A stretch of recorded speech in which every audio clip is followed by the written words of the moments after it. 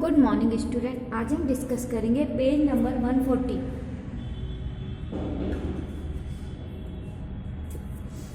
Y object float और sink when placed on the surface of a water. कोई भी object क्यों float करता है वाटर की सरफेस पे? ऑब्जेक्ट वाटर की सरफेस पे क्यों फ्लोट करता है? Let us do the following activities to arrive at an answer for the above question। अब इस क्वेश्चन का आंसर करने के लिए हम ये एक्टिविटी करते हैं। First activity 10.5, take a beaker filled with water, take an iron nail and place it on the surface of the water, observe that happened। Observe what happened. The nail sink. The force due to the gravitational attraction of the earth on the iron nail pull it downward. There is an upthrust of water on the nail which pushes it out with it upward. But the downward force acting on the nail is greater than the upthrust of the water on the nail, so it sink। हमने क्या लिया? एक beaker लिया, उसको water से fill कर दिया और उसमें एक आयरन नेल क्या कर दी? प्लेस कर दी। Place it on the iron nail on the surface of the water. हमने वाटर के सरफेस से एक आयरन नेल यहाँ डाल दी, प्लेस कर दी, तो हमने देखा कि आयरन नेल क्या हो गई? ये देखिए सिंक हो गई। अभी क्यों सिंक हो गई? ये इसलिए सिंक हो गई कि आयरन नेल पे जब हमने यहाँ पे डाला था तो एक ग्रेविटेशनल फोर्स हुआ। ग्रेविटेशनल फोर्स कैसा लगा? डाउनवर्ड। और अपथर्स्ट फोर्स कैसे लगा?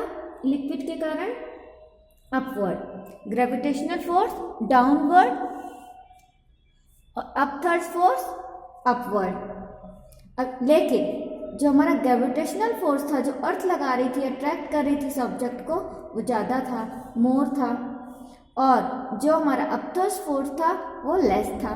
तो ग्रेविटेशनल फोर्स अट्रैक्शन वाला ज़्यादा था किसी ऑब्जेक्ट को, जो डाउनवर्ड लग रहा था, इसीलिए जो हमारी आयरन नेल थी वो क्या हो गई? वाटर में सिंक हो गई।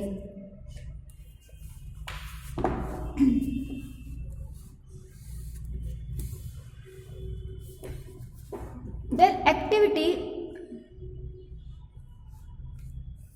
10.6, take a beaker filled with water, take a piece of cork and iron nail of equal mass, place them on the surface of water, observe what happens।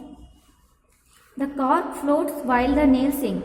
This happens because of the difference in their density.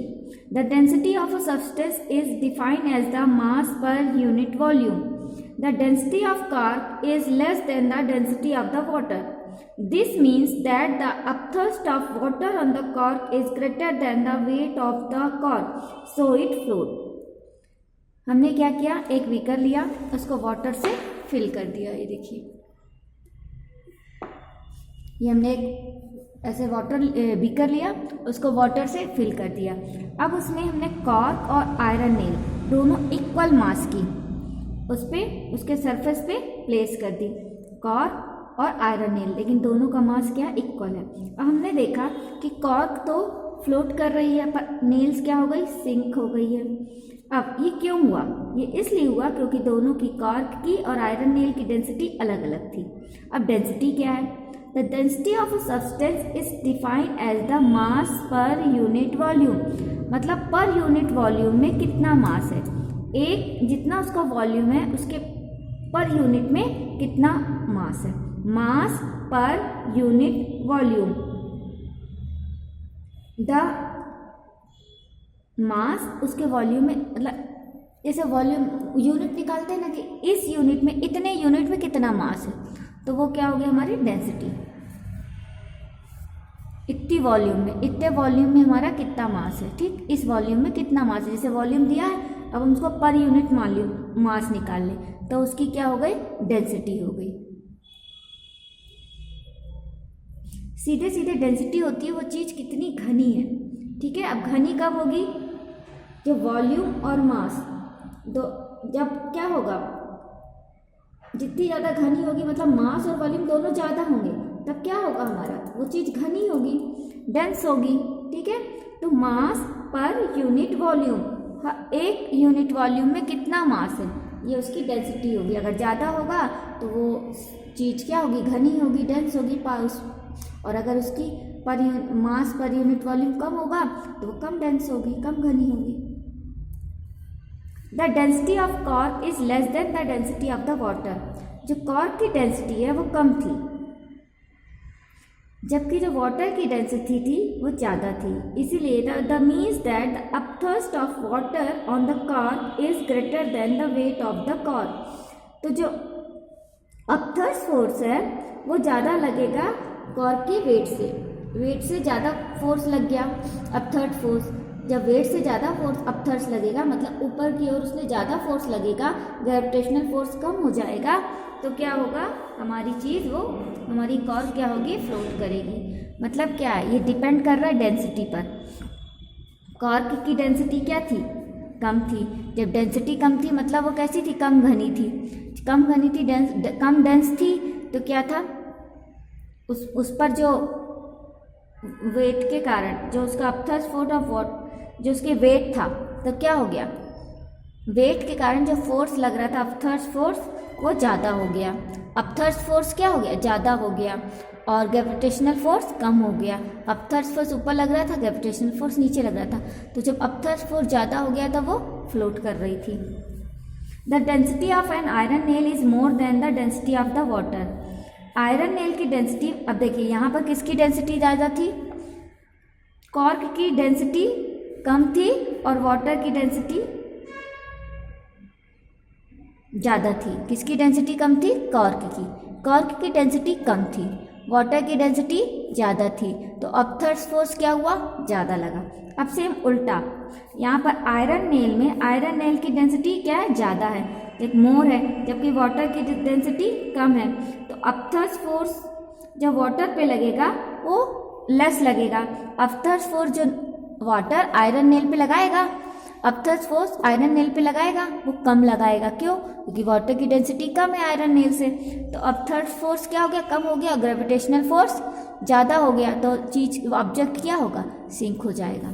तो density अगर ज़्यादा है तो वो चीज़ क्या करेगी, water से density ज़्यादा है तो वो चीज़, वो ऑब्जेक्ट क्या करेगा, फ्लोट करेगा। और अगर डेंसिटी डेंसिटी अगर ज़्यादा है वाटर से, तो वो चीज़ क्या हो जाएगी, सिंक हो जाएगी। क्यों सिंक हो जाएगी, क्योंकि अपथर्स्ट फोर्स कम हो जाएगा। और अगर डेंसिटी कम है तो क्या होगा, अपथर्स्ट फोर्स ज़्यादा हो जाएगा। मतलब डेंसिटी कम होने के पर ही कोई चीज़ फ्लोट करेगी वाटर से, और अगर वाटर से डेंसिटी ज़्यादा है तो वो चीज़ सिंक हो जाएगी। क्यों सिंक हो जाएगी, क्योंकि अपथर्स्ट फोर्स कम हो जाएगा और ग्रेविटेशनल फोर्स ज़्यादा होगा। सिंपल सी चीज़, अगर इन दोनों में से इसकी डेंसिटी ज़्यादा है तो ये सिंक हो जाएगी, इसकी डेंसिटी कम है तो ये क्या होगी, फ्लोट करेगी। क्यों, क्योंकि इस पर अपथर्स्ट फोर्स ज़्यादा लग रहा है, अपथर्स्ट फोर्स ज़्यादा लगेगा तो ये फ्लोट करेगी। इस पर क्या हो रहा है, अपथर्स्ट फोर्स कम लग रहा है तो ये क्या हो जाएगी, सिंक हो जाएगी। क्यों, क्योंकि इसकी डेंसिटी ज़्यादा है। Object of the density less than that of a liquid float on the liquid. The object of the density greater than that of the liquid sink in the liquid.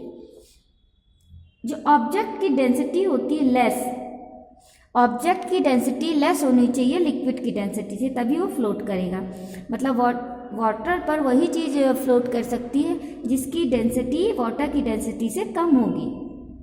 अगर water की density से ज़्यादा density है तो वो water में sink कर जाएगी। नेक्स्ट आया हमारा आर्किमिडीज का principle. Take a piece of stone and tie it on the end of the rubber string or a spring balance. Suspend the stone by holding the balance or the string as shown in the figure 10.6. Note the elongation of the string or the reading on the spring balance due to the weight of the stone. Now slowly dip the stone in the water in a container as shown in figure 10.6. हमने क्या लिया, एक piece of stone लिया, उसको tie कर दिया, tie it to one end of the rubber string. Rubber string के एक इस पे, ये देखिए हमने रबर स्ट्रिंग ले सकते हैं या फिर स्प्रिंग बैलेंस के एक एंड पे हमने इसको टाई कर दिया। अब इसको हम सस्पेंड कर देंगे, ऐसे लटका देंगे ठीक है, जैसा हमको दिख रहा है। नोट द इलांगेशन, अब हम इसकी इलांगेशन मतलब ये कितना लंबा हो जाता है इसको क्या करेंगे, नोट करेंगे। और हम उसको क्या कर लेंगे, reading on the spring balance due to the weight of the stone. अब कितना वो इलांगेट हुआ है हम इसको स्प्रिंग बैलेंस से देख के नोट डाउन कर लेंगे। Now slowly dip the stone in the water. अब हम इसको पूरा वाटर में डिप कर देंगे। अब हम देख रहे हैं what happen to elongation of the string और the reading on the balance. अब हम फिर देखेंगे कि बैलेंस की रीडिंग में क्या चेंज आया है। You will find that the elongation of the string or the reading of the balance decrease as the stone is gradually lowered in the water। तो जैसे जैसे ये हमारा स्टोन पानी में नीचे जाने लगेगा तो इसका जो इलांगेशन होगा स्ट्रिंग का खींचना जो वो धीरे धीरे कम होता जाएगा। No further change is observe once the stone get fully emerge in the water. लेकिन जब वो फुली इमर्ज हो जाएगा, पूरा पानी के अंदर चला जाएगा, तब उसके इलांगेशन में कोई चेंज नहीं आएगा। What do you infer from the decrease in the extension of the string or the reading of the spring balance? अब ये सब क्यों हुआ, स्प्रिंग जो हमारा इलांगेशन में क्यों चेंज आया, हमारी रीडिंग की बैलेंस क्यों बदली, अब हम देख रहे हैं। You know that the elongation produced in the string or the spring balance is due to the weight of the stone। जब हमने किसी इस स्ट्रिंग में यहाँ पर नीचे हमने ये स्टोन लगा दिया, मान लीजिए ये स्टोन है, ये हमारी स्ट्रिंग है, इसको हमने ऐसे सस्पेंड कर दिया। जब हमने इसको सस्पेंड किया तो हमने क्या देखा, ये स्ट्रिंग इंक्रीज हो गई, ठीक, उसको हमने नोट डाउन कर लिया। अब ये स्ट्रिंग क्यों इंक्रीज हुई, क्यों, क्योंकि हमने इस पर ये वेट बांध दिया था, इस वेट के कारण ये स्ट्रिंग क्या हो गई, इंक्रीज हो गई। अब जब एक्सटेंशन इंक्रीज हो जाता है वंस द स्टोन इज, अब हमने क्या किया, इसको पानी में डिप कर दिया। अब जो एक्सटेंशन था जब पानी में नीचे चला जाता है, तब देखिए, since the extension decrease once the stone is lowered in the water, it mean that some force act on the stone in on the string decrease and hence the elongation also decrease. As discussed earlier, this upward force exerted by water is known as the force of buoyancy। अब हमने देखा, जब हमने इसको पानी में emerge किया तो हम पानी में डाला तो हमने देखा कि क्या हो रहा है, जो इलांगेशन है वो क्या हो रहा है, जो खींचा था वो कम हो रहा है। अब ऐसा क्यों कम हुआ, वो इसलिए कम हुआ कि क्या हुआ, वाटर में जब एक अपथर्स फोर्स लग रहा था, मतलब फोर्स ऑफ बॉयंसी लग रहा था, अपवर्ड एक फोर्स लग रहा था, इसके कारण इसका वेट क्या कम महसूस हो रहा था। जब इसका वेट कम हो रहा था तो एक्सटेंशन क्या हो गई, डिक्रीज हो गई, इलांगेशन इसका बढ़ना कम हो गया। जब पहले बढ़ रहा था ना इस वेट के कारण, लेकिन अब ये वेट कम हो गया, क्यों, क्योंकि जब हमने वाटर पे डाला तो इस पर एक और फोर्स लगा, फोर्स ऑफ बायंसी, इसने इसके वेट को कम कर दिया, तो एक्सटेंशन क्या हो गया, कम हो गया, रिड्यूस होने लगा, डिक्रीज होने लगा। What is the magnitude of the buoyant force experienced by a body? अब कितना मैग्नीट्यूड होना चाहिए buoyant force का? Is it the same in all fluid for a given body? Do all bodies in a given fluid experience the same buoyant force? अब जो buoyant force होगा क्या same होगा सारे फ्लूइड के लिए या अलग अलग होगा, कितना होगा?